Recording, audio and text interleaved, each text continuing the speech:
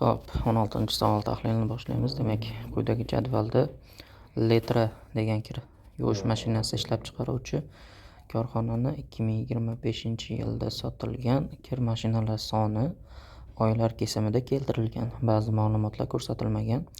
Jadvalga ko'ra D, A, D, S da topib, mashinalarni bajarib qo'yishimiz kerak ekan. Xo'p, demak, bir oy davomida sotilgan kir mashinalar soni yanvarda 125 sotilibdi. Fevralda 134 sotilibdi, martda BT sotilibdi, aprelda 94 sotilibdi, mayda AT, iyunda 102 sotilibdi va yil boshidan shu vaqtgacha sotilgan jami kir mashinalar soni deyapti. Yil boshidan deganda, yil boshi yanvardan boshlanadi. Yanvarda 125 sotilgan bo'lsa, yanvarda 125 da. Endi fevralda 259 deb olishiga sabab nima desa, bu yil boshidan hisoblaganda jami sotilganlar ekan.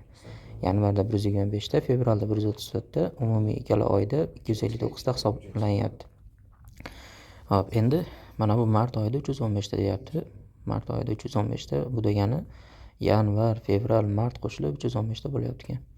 Ya'ni bunga buni qo'shsam 259 ga B qo'shilib 315 da bo'lyapti. Endi B topamiz. 315 dan ayirib olishimiz kerak. 259 da 15 dan 9 ayirsak 6, bu yerda 0 qoldi, 5 bo'ldi 56. Demak, B da qiymatini topib oldik. Bu chekkaga yozib ketamiz. B da qiymati 56. Tursin bu. Hop, keyingilari. Mana 56 bo'lsa, demak, buni qo'shsak S chiqadi endi. Hop, bunga buni qo'shsak 259, 56 va 94 qo'shilsa, mana busi yanvar, fevral, mart, aprel oyidagi jami lineqalar sonida. Shuning uchun hammasini qo'shib olamiz. 94 mana qo'shadigan bo'lsak 19, biridalda 10, 20, ikkisidalda 4, 409. Demak, S da qiymati 409 ekan. 409. Hop. Mana bu 409 bo'lsa, endi 409 bo'lsa, hop, bunda o'chirib bo'larmikan? O'chib ketib qoldi. S da qiymati, B da qiymati 56 chiqdi. S da qiymati 409 dedimmi? 409 chiqdi. Hop. Demak, bu yerda 56 bor. Bu yerda 409 bor. Hop. Va mana bu yerda A bilan D'imiz noma'lum. Demak, D'ni topish uchun yanvar, fevral, mart, aprel, may oyidagi jami hammasini qo'shsam D chiqish kerak. Lekin bu ham ikkalasi ham noma'lum bo'lib qolgani uchun mana bu narsadan foydalanib, mana oyda qancha bo'lganini topib olamiz. Ya'ni buni va buni qo'shsam 607 chiqyapti ekan. Demak, hammasini qo'shib chiqamiz.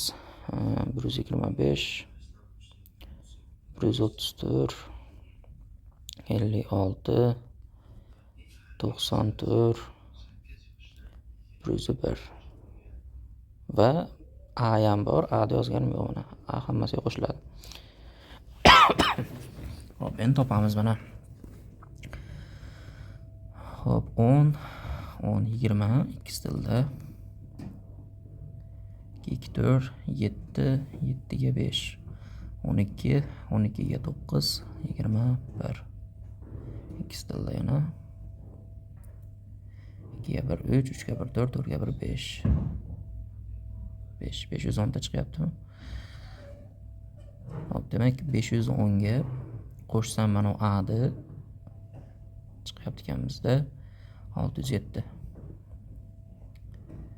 Mana A topish uchun 607 dan 510 olib tashlaymiz mana. A teng 607 ayru 510. 7, 9, 97 oladimi? Hop, 7 dan 0 darsa 7, 60 dan 51 ayirib qo'ysak 9, 97. Demak, A da qiymatini ham topdik. A da qiymati 97 ekan.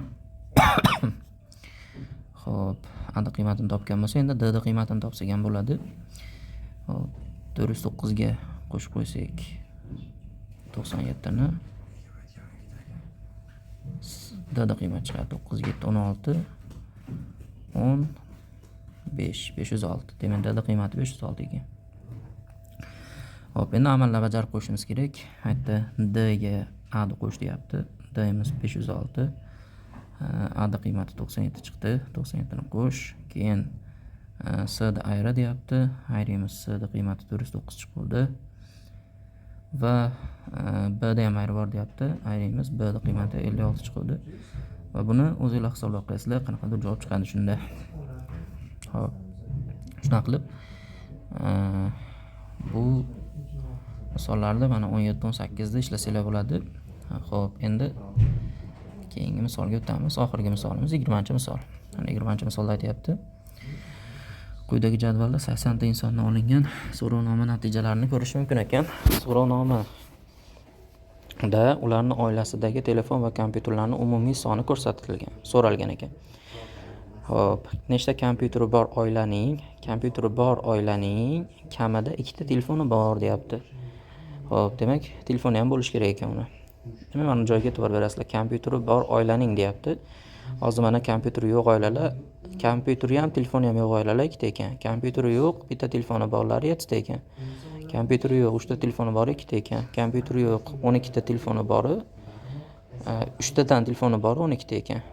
Bu yerda 2 tadan telefoni bori 3 ta ekan, lekin bular kompyuteri yo'q. Bizda kompyuteri bor bo'lish kerak. Ya'ni bu qatorda bo'lish kerak. Va kamida 2 ta telefoni bo'lish kerak.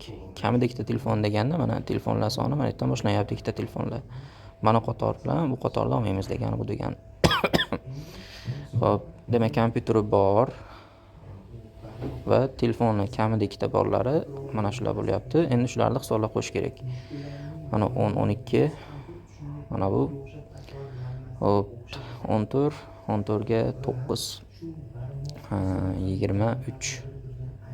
23 bu 23 da bu 12 ta chiqsa ikkalasini qo'shib qo'yadigan bo'lsak 35 ta bo'lar ekan mana. Javob 35 ta deb qo'yasizlar. Xo'p, shunaqa qilib ishlab qo'yasizlar. Sinf ishi tugadi.